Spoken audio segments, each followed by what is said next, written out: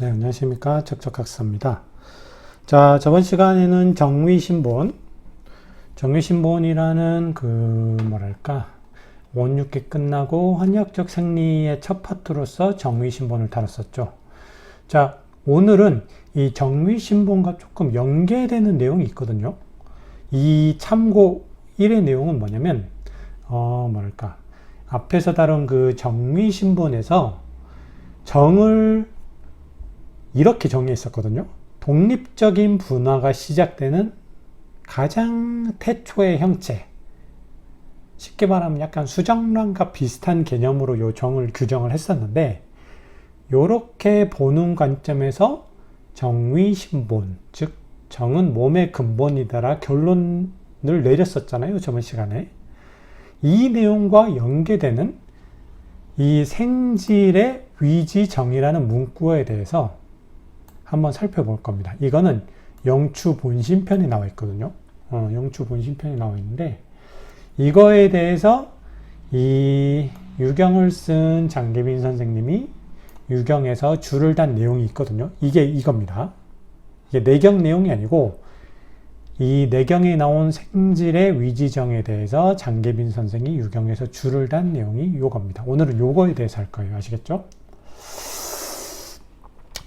제가 온육기론 다룰 때부터 계속 좀 수시로 언급을 했었던 것 같은데, 제 최애의 의서는 동의보감하고 유경인 것 같아.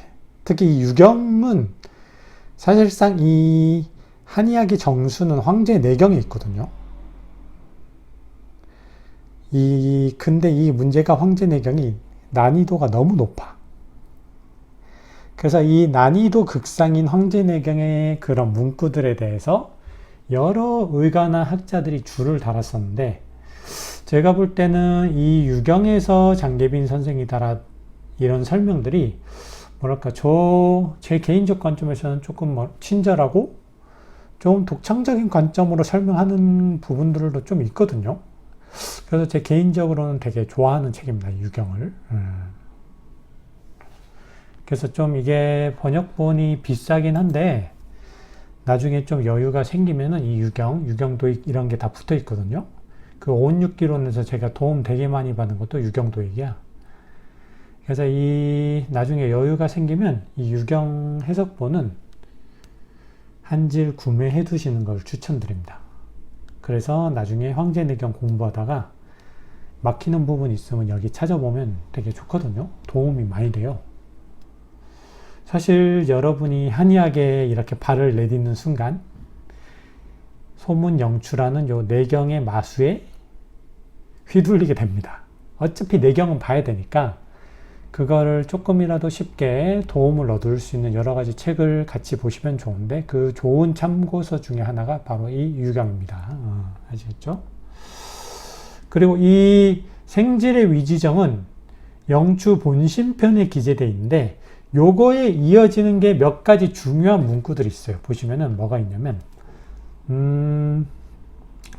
한자로 안 쓸게요.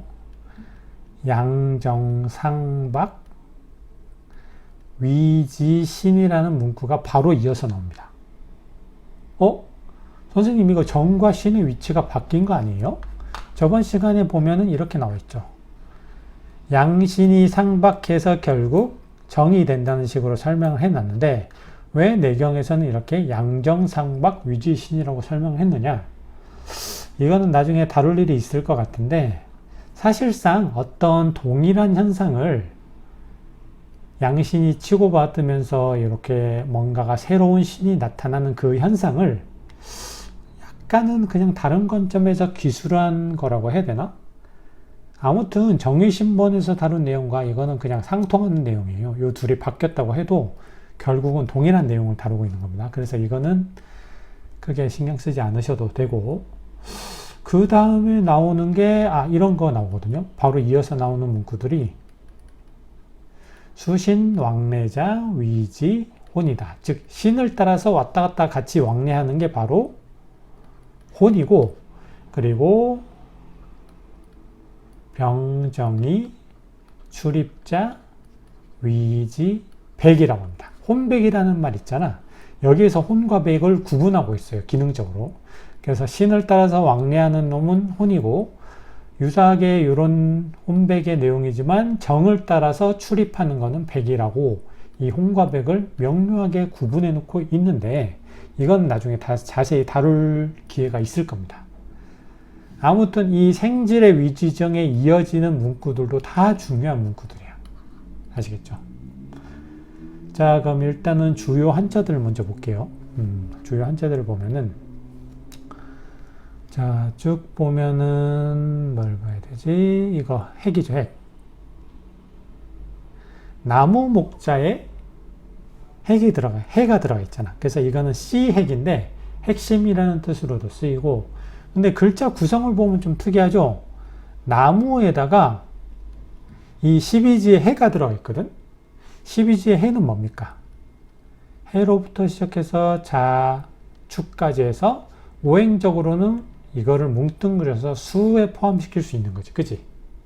그래서 이거는 나무에다가 수라는 응축적인 변화가 같이 동반이 되면서 나무에 이런 수라는 응축적인 변화가 일어남으로써 형성된 조직, 씨 같은 거 있잖아요. 씨앗. 그거를 표현하기 위해서 이 둘을 조합한 것 같습니다. 아시겠죠?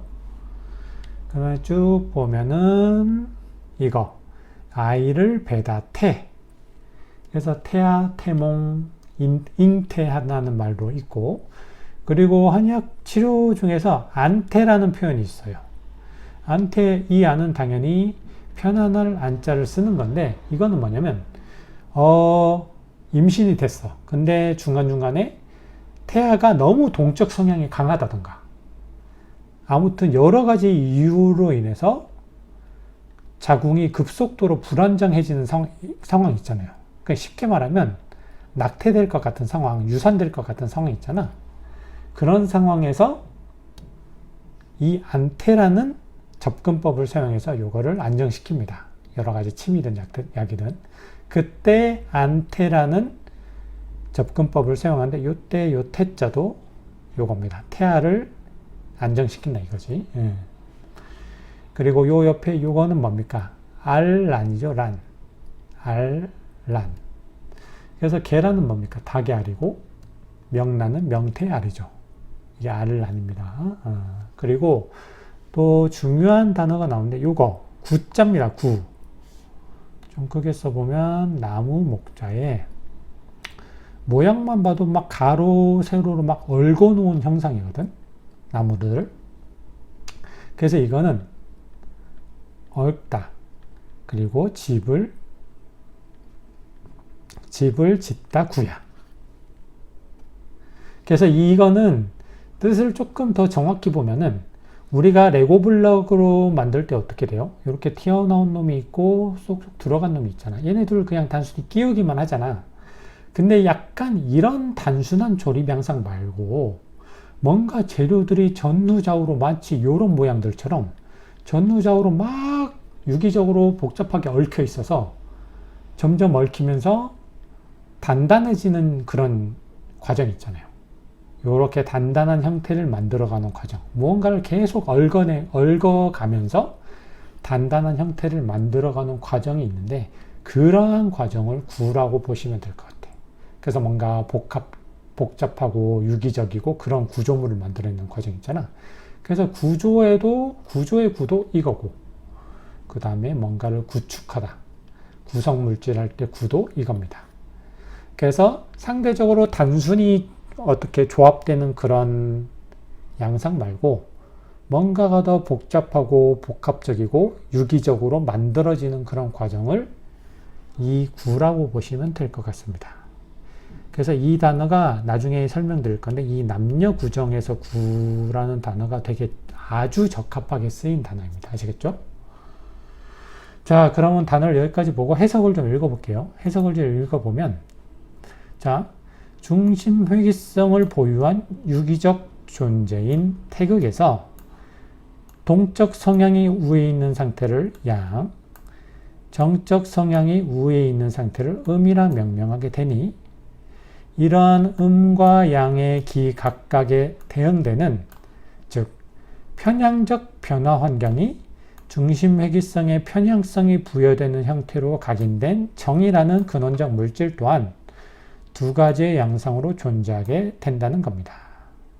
계속 볼게요. 일단 즉 정이라는 것은 천일과 지육이 조화를 이루어 만들어낸 결과물이라 규정할 수 있으니 보다 구체적으로는 천일에 의해서 최초의 방향성이 부여되며 생겨나고 지육에 의해서 동적 조화 상태가 완성되는 수라는 오행 중 가장 앞선 시기에 나타나는 변화에 대응되는 물질로 이 정이라는 것을 간주할 수 있다 이거지. 그래서 정이라는 것은 오행적으로 수라는 형태가 반영된 물질이라 이거야. 아시겠죠? 계속 읽을게요. 즉, 즉과 즉 두 개가 나오는데, 즉 오행적 요소들이 상이한 비율로 혼재됨으로써 각양각색의 동적 조화 상태를 형성하고 있는 만물은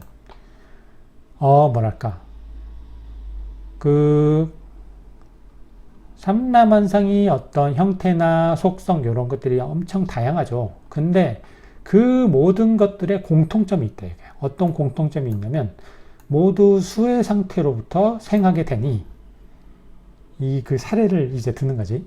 아직 여물지 않은 과실의 씨앗, 동글동글하죠. 단단하게 뭉쳐있죠. 그리고 독립적인 개체로 분화하기 전에 태, 란이 모두 둥글둥글한 이러한 수의 구체적 사례에 속하는 것처럼 좁게는 사람으로부터 넓게는 곤충, 풀과 나무 등의 모든 생명체에 이르기까지 모두 이러한 수라는 공통적인 태초 변화 양상을 거치면서 생하게 된다 이거지.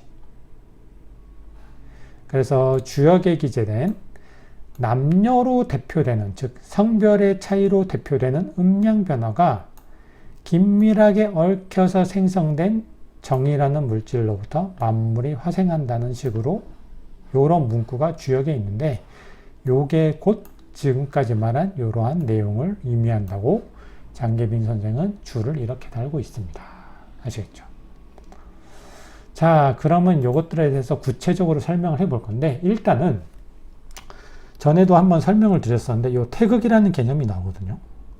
이 태극이라는 개념은 구체적으로는 어떤 게 있냐면 어떤 요소로 구성이 되어야 되냐면 일단은 첫 번째로 어떤 상대적인 두 요소가 있어야 되는데 이 상대적이라고 하면은 서로가 어떤 공간적 아니면 변화적으로 멀찌감치 떨어져 있어서 서로 아무런 영향을 끼칠 수 없는 그런 두 요소가 아니고 서로 어떤 공간적 혹은 변화적으로 밀접하게 연관이 되어 있으면서 어떤 한 요소가 예를 들어서 증폭되면 그와 연관된 상대적 요소는 감소되는 이러한 상대적 관계의 두 요소가 일단은 존재를 해야 됩니다. 조금 추상적으로 느껴지신다면 조금 구체적인 예시를 들면 교감신경과 부교감신경을 들 수 있지. 그래서 흥분할 때 적용하는 교감신경이 막 작용해서 흥분을 시키는데 그게 너무 과하다 싶으면 부교감신경이 항진되고 얘는 다운되면서 다시 전체적인 체내의 상태를 쭉 다운시키지. 약간 그런 느낌이야. 그래서 보통 태극이 음양으로 구성됐다고 할 때 조금 빼뜨리는 내용이 핵심적인 내용이 그거예요. 요 음과 양은 공간적이든 시간적이든 변화적이든 무조건 강력하게 연계되어 있는 두 요소야. 연계되어 있지 않은 두 요소는 겉으로 볼 때 하나는 음이고 하나는 양인 것 같아도 음양이라고 볼 수가 없는 겁니다. 반드시 연계가 돼서 하나가 올라가면 하나가 내려가고 이런 관계에 있어야만이 태극을 구성하는 두 요소가 될 수 있는 거예요. 이게 되게 중요한 내용이에요. 아시겠죠? 그리고 또 하나 추가되어야 하는 게 있어. 그럼 이 요소만 있으면 되냐? 아니야. 어떤 현상이 나타날 수 있냐면 이런 경우가 있을 수 있겠죠. 교감신경이 항진돼서 우리 몸이 계속 항진 상태로 계속 가. 그런데 여기에 어떤 일정 수준에서 요거를 커트해주는 작용이나 요소가 존재하지 않으면 교감이 부교감을 압도하고 있는 상황이기 때문에 얘는 계속 커질 수밖에 없는 거야. 그치? 그런데 여기서 어느 정도 수준에서 요거를 제한해주는 요소나 그런 작용이 존재하기 때문에 교감신경이 스톱하고 부교감신경이 슬슬 기어오르면서 얘네 둘이 상대적이기 때문에 얘가 올라가면 얘는 당연히 내려가는 거지. 그런 상대적인 작용이 발휘가 될 수 있는 겁니다. 그래서 이런 작용이 필요한 거예요. 두 번째로는 어떤 한 요소가 항진될 때 요거를 적당한 수준에서 커트해주고 다른 상대적인 요소를 항진시키는, 그럼으로써 전체적인 어떤 조화의 틀을 깨지 않게 하는 핵심적인 요소가 두 번째 요소가 필요한데, 그게 바로 제가 누누이 말씀해 드리는 중심 회귀성을 부여해주는 모종의 존재이자 요소가 필요합니다.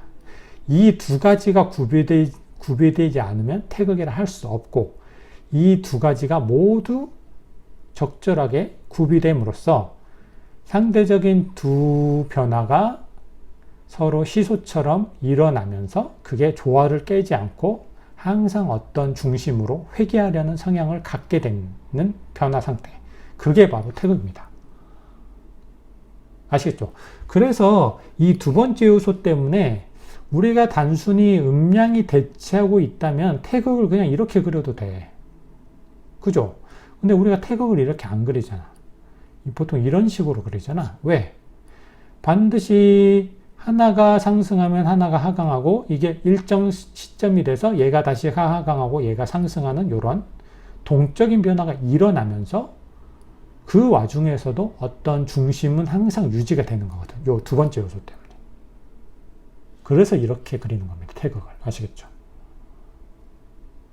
그래서 만약 이런 내용이 너무 뭐랄까 추상적이고 형이상학적이라고 조금 느껴지신다면 이런 식으로 받아들이시면 돼요. 만약에 쉽게 보면 생리학적이나 생물학적 관점에서 요거랑 직접적으로 연관된 개념이 존재하거든. 뭡니까? 항상성이에요. 항상성. 영어로 뭐죠? 호메오스테시스.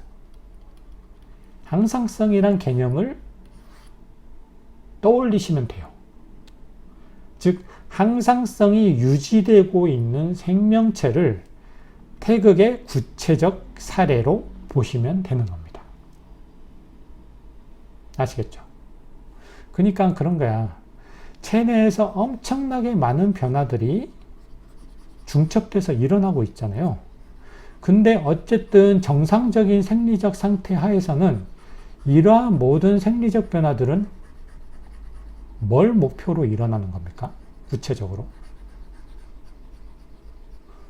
어쨌든 조화 상태, 건강의 유지, 생명의 유지, 로, 병, 사 과정으로의 진행 지연을 목표로 일어나는 거잖아. 그지? 그렇기 때문에 이러한 동적 조화를 목표로 움직이는 상대적 변화 요소들, 생리적으로 이러한 상대적 변화 요소들은 되게 얼마든지 이렇게 제시를 할 수 있는데 되게 러프한 예시를 하나 봐보면 이렇게 할 수 있어요. 체온이라는 게 있잖아. 체온이라는 게 운동할 때는 상승하고 뭔가 너무 가만히 정적으로 있거나 추운 걸 먹거나 추울 때는 하강하잖아. 그러면 이게 계속 상승할 때까지 놔두느냐? 체내의 호메오스테시스, 항상성 유지 기전이 발동이 된단 말이야. 여러 가지로. 그러면 어떻게 돼? 결국 상승하던 체온은 하강하고 하강하던 체온은 상승함으로써 항상 36.5도씨 전후라는 체온이 유지가 되는 거지. 이게 바로 음양이 구비된, 음양과 중심 회귀성이 구비된 태극의 구체적인 하나의 사례가 되는 거고, 약간 조금 더 디테일하게 보면은 이런 경우도 있잖아요. 혈당 같은 거 있잖아. 혈당은 당연히 식사를 하면 폭증하죠. 그리고 운동 등으로 소비를 하면 떡락하겠죠. 떡락하는데 이 각각에 대해서 췌장에서 반응을 합니다. 요거를 인식을 해서 만약에 혈당이 올라갔어. 그럼 췌장의 베타세포에서 인식하고 이거를 인슐린이라는 물질을 내보냅니다.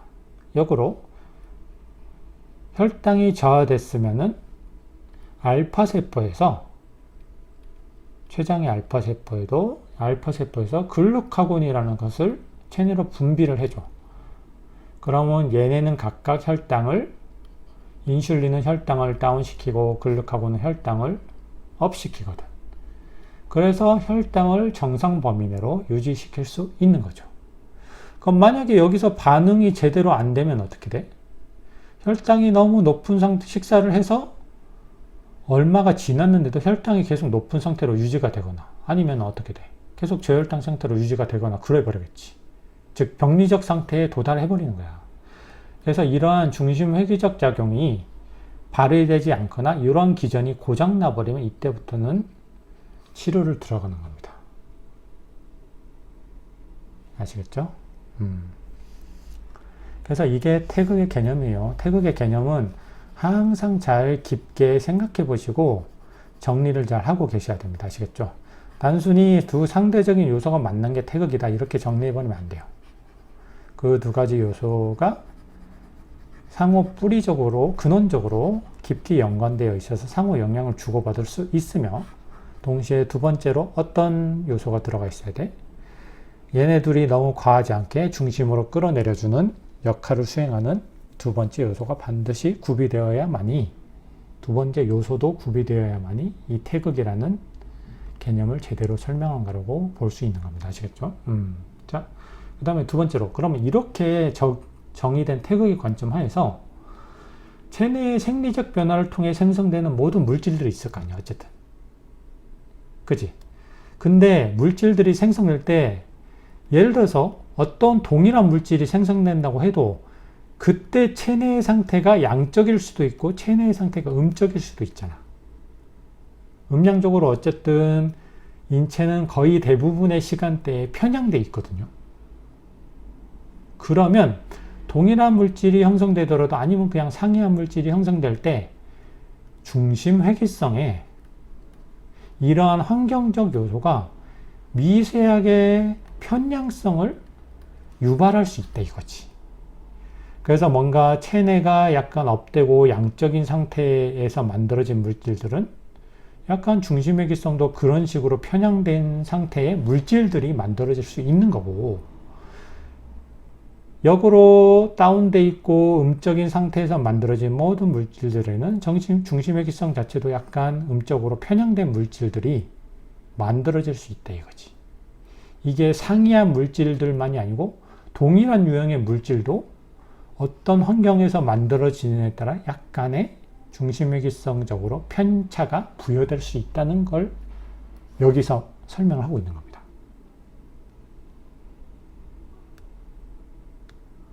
아시겠어요? 그래서 이거는 우리가 저번 시간에 설명을 했듯이 정이라는 게 상당히 고도로 정제된 물질이잖아. 그래서 어떤 성향상의 편차가 없을 것 같음에도 편차가 존재하는데, 일단 첫 번째로는 뭡니까? 체내에 이 정이 만들어지는 순간에 음량 상태가 다르기 때문이에요. 일단은 그렇기 때문에 언제 만들어진 정은 약간 그래도 양편향성을 띌 수 있고, 언제 만들어진 정은 약간의 음편향성을 띌 수 있는 거지. 두 번째, 이러한 음량 변화가 가장 근원적이고 가장 고정적이고 가장 강력한 영향력을 발휘하는 체내 음량 변화가 뭐라고 했어요? 음량 구분이. 남녀라는 성별이잖아. 그죠? 그래서 이런 남녀의 구분이 반영된 생식지정, 정자와 난자를 포함하는 이러한 생식지정은 남자의 생식지정과 여자의 생식지정 간에는 더 어마어마한 편차가 존재할 수 있다 이거지. 왜? 이러한 환경적 요소 자체가 다르기 때문에. 그래서 약간 상식적으로 볼 때 남자와 여자처럼 근원적인 어떤 생식지정의 근원적인 차이를 부여할 수 있는 어떤 이런 음량적인 속성이 있잖아요. 기본적으로 남자의 생식지정과 여자의 생식지정이 만나야 어떤 새로운 생명이 탄생이 되잖아. 남자의 생식지정, 여자의 생식지정이 만나봤자 탄생이 안 되잖아. 그럼 여기서 조금 더 유추를 해보면 동일하게 남자의 생식지정, 여자의 생식지정이라 하더라도 뭐랄까, 이 둘 간의 음양 편차가 클수록 새로운 생명을 잉태할 수 있는 확률이 높아지지 않는가라고 저는 개인적으로는 추정을 하고 있습니다. 아시겠죠? 이거를 데이터적으로 뭐랄까 검증하기는 되게 어려운데 이러한 남녀의 어떤 극단적인 차이로부터 새로운 생명이 탄생한다는 것을 로부터 미루어 보면은 똑같은 남녀 쌍이라고 해도 너무 뭐랄까 성향적으로 유사한 남자와 여자보다는 조금 성향도 상이하고 서로가 서로의 어떤 모난 부분을 채워줄 수 있는 그런 남자와 여자의 생식지정끼리 만났을 때 새로운 생명이 탄생할 수 있는 확률이 조금 더 높아지는 게 아닌가 하고 저는 개인적으로는 그냥 추정을 하고 있어요. 여러분도 한번 여기서부터 이런 식으로 한번 추정을 해보세요.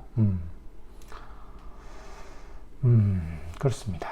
저는 이런 식으로 개인적으로는 유추를 하고 있고, 자, 그 다음에 뭐랄까 이런 환경적인 어떤 편향성이 이때 만들어지는 물질의 중심회기성의 편향성을 부여할 수 있다는 지금 내용을 설명하고 있는데 이거를 제가 노파심에 조금 설명해 드려야 되는 내용이 있어가지고 한번 설명을 드릴게요. 뭐냐면 이러한 점을 고려할 때 있잖아요. 이러한 변화의 편향성이 반영되는 이런 점을 고려할 때는 뭘 고려해야 되냐면 보통 고려를 안 하는 점이 있거든요.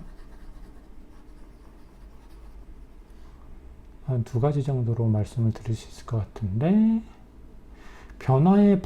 보통은 변화의 방향성만을 고려하는 경우가 되게 많아. 근데 이건 못지않게 중요한 게 이 변화의 지속 시간이나 강도가 어마어마하게 중요합니다. 대표적인 예를 들어줄게. 방향성만 판단했을 때는 이건 완벽해. 뭔가 완벽히 음양 조화가 된 물질인 것 같아. 완벽히 음양 조화가 된 물질인 것 같아. 그래서 먹으면 좋을 것 같거든. 대표적인 게 뭘 예를 들 수 있냐면 음양탕이에요. 음양탕. 그냥 찬물 더운 물 섞은 거야.